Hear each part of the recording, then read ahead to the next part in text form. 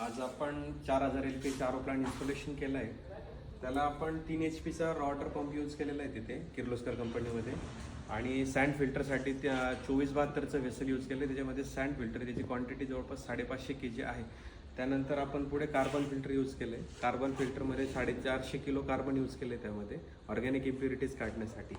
Same त्यानंतर पुढे त्याला 40/2.5चं PP आपण यूज केलेलं आहे पॉलिप्रोपिलिन PPमध्ये, जो आपल्या टर्बिडिटी 5 मायक्रॉनपर्यंत टर्बिडिटी काढतो.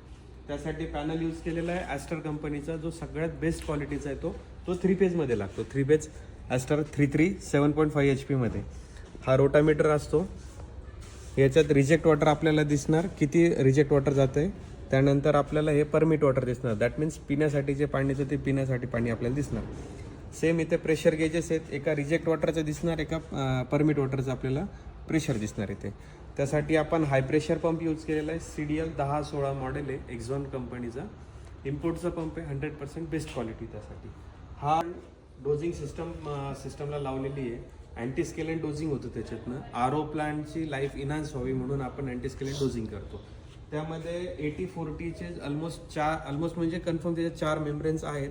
80-40 त्याची साईज येते आणि ही मेम्ब्रेन हाऊसिंग येते. यामध्ये 4 मेम्ब्रेन्स येतात. 100% UPVC ॲस्ट्रल 80 शेड्यूलचं प्लंबिंग आपण त्यामध्ये यूज केलेलं आहे. बरोबर. आता या पद्धतीने मी तुम्हाला पूर्ण आरो प्लांटची डिटेल्स दिलेली. आता आपण आरो प्लांट एकदा रन करून बघू काय प्रोसेस आहे, कशी प्रोसेस आहे. सगळ्यात आधी आरो प्लांट रन करण्याआधी इथला हा आपल्याला बॉलवाले हा ऑन करायचा राहतो. त्यानंतर MCBचा मेन MCB सिस्टम इथून चालू करून घ्यायचं. त्यानंतर आपण इथून पॉवर ऑन केलं, सिस्टम पूर्णपणे ऑटोमॅटिकली स्टार्ट होणार. आता RWP म्हणजे तुमचा रॉ वॉटर पंप तिथे स्टार्ट आपला चालू झालेला आहे. यामध्ये रोटामीटरमध्ये तुम्ही बघाल की 5,500 लिटर पाणी आपलं वेस्टेज जातं.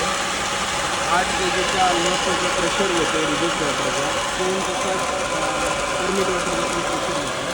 पिण्यासाठी आपण 3,500 लिटर पाणी मिळतं. पाणी आपल्याला आता समजा 4,000 लिटर पाणी रिक्वायर्ड राहिलं तर आपण आता त्याला 4,000 लिटरचं पाणी त्याला करून देणार.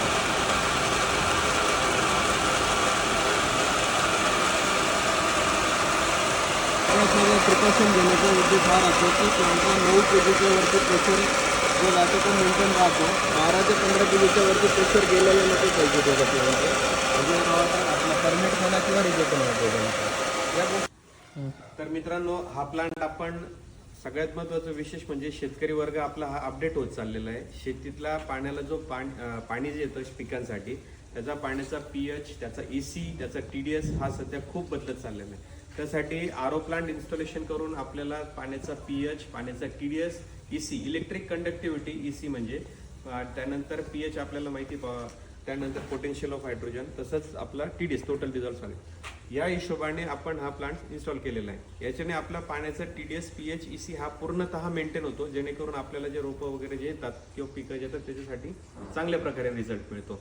आपला प्लांटच्या तुम्हाला अधिक डिटेल्स जर लागत असलीच, आपलं नाशिकला वेअर हाऊस आहे, पंचकृष्ण लॉन्स, कोणार्क नगर, नाशिक येथे. आणि आपलं ऑफिस तिथे जत्रा हॉटेलला ऑफिस पण आहे.